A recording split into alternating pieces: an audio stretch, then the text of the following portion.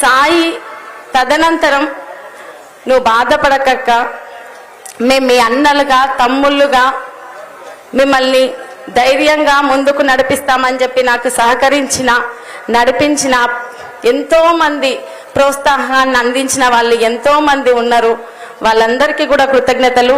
మీ అందరి ప్రేమాభిమానాల్ని సాయి మీద ఉంచి సాయి ఆశయ సాధనలో నన్ను నడిపిస్తున్నందుకు నేను చేతులెచ్చి జోడిస్తున్నాను.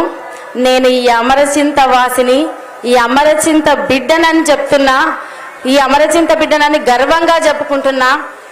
అయితే సాయి తర్వాత నాకు అడుగడుగు నా ప్రతి దారిలో నువ్వు నడువు బిడ్డ నేనున్నానని చెప్పేసి సొంత అన్నలా సహకరించిన హరీష్ అన్నకు ప్రత్యేకంగా ధన్యవాదాలు తెలియజేసుకుంటున్నా.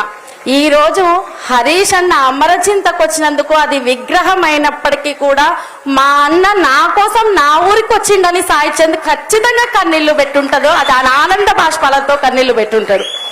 ఎందుకంటే కన్నీరు ఎక్కడుంటే తన్నీరు అక్కడ ఉంటాడు. అది నాయకుడైనా సాధారణ కార్యకర్త అయినా ఎవరైనా సరే వాళ్ళ కుటుంబాల్లో కష్టం వచ్చిందంటే అక్కడ హరీష్ అన్న ఉంటాడు.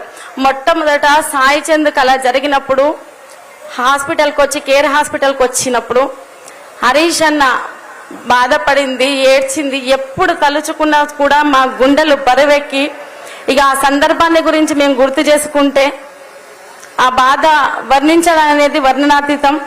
అది ఎప్పటికీ మేము మర్చిపోలేము. ఆ విషాదం అనేది మా జీవితాల్లో మాకు సహకరించిన మొదటి నుంచి కూడా మాకు సహకరిస్తున్న ఒక పెద్ద దిక్కులా ఉన్న కేసీఆర్ గారికి, కేటీఆర్ అన్నకి, మరియు మిగతా మంత్రులందరికీ, మిగతా ప్రజాప్రతినిధులందరికీ, ముఖ్యంగా సాయి చంద్ చనిపోయినప్పటి నుంచి ఈ రోజు వరకు నాకు సహకరించిన ప్రతి ఒక్కరికి పేరు పేరున.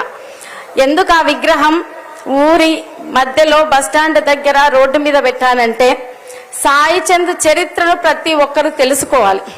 అసలు సాయి చంద్ ఎలా ఎదిగాడు, తన సొంత గ్రామం నుంచి వెళ్ళి ఎంత ఉద్యమ స్ఫూర్తితో వెలిగాడని చెప్పేసి సాయి చంద్ ఆలోచన విధానంతో కూడిన వందల మంది సాయి చందులు తయారు కావాలని చెప్పి నేను ఆ విగ్రహం ఏర్పాటు చేయాలనుకున్నాను. దానికి ఎంతో మంది సహకారం అందించారు. అందరికీ ధన్యవాదాలు.